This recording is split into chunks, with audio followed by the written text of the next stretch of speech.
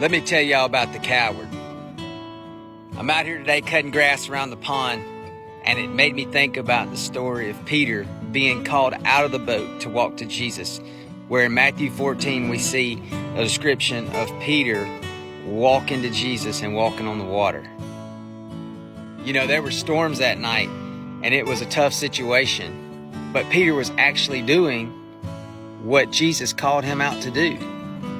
And isn't that like the devil to try to come in and cause fear and anxiety and guilt and doubt and try to separate us from what we feel like God has called us to do?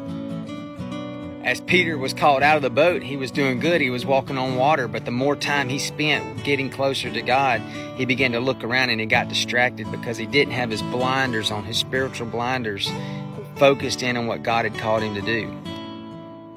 And so as a result of his worries and his fear and his doubt, he began to sink.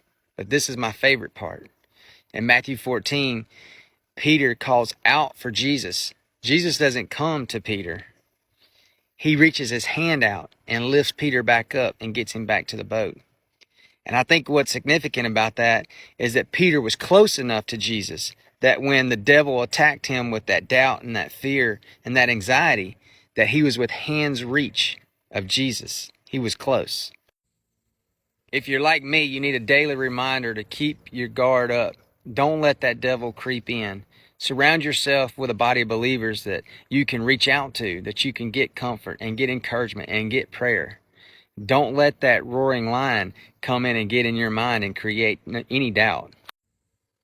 That same hand that reached out to get Peter is the same hand that was nailed to the cross so that you can have eternal life with Christ, so that you can enter heaven. That same hand of Jesus is there for you and me at any time we need him. Oftentimes when I'm in a storm and I'm battling and I feel like I just can't get the weight of the world off my shoulders, I'm reminded of Jesus dying on the cross because he loved me so much and wanted to have a relationship with me. So turn your worship music on, reach out to a close friend, someone you trust and can count on for prayer, and zero back in to the heart of true love, and that is Jesus Christ. Whatever you do, don't give up. And remember, you're not meant to carry the weight of the world. Get rid of the pride and surrender and call out to Jesus. And you will see that his hand will create still waters and peace in your life.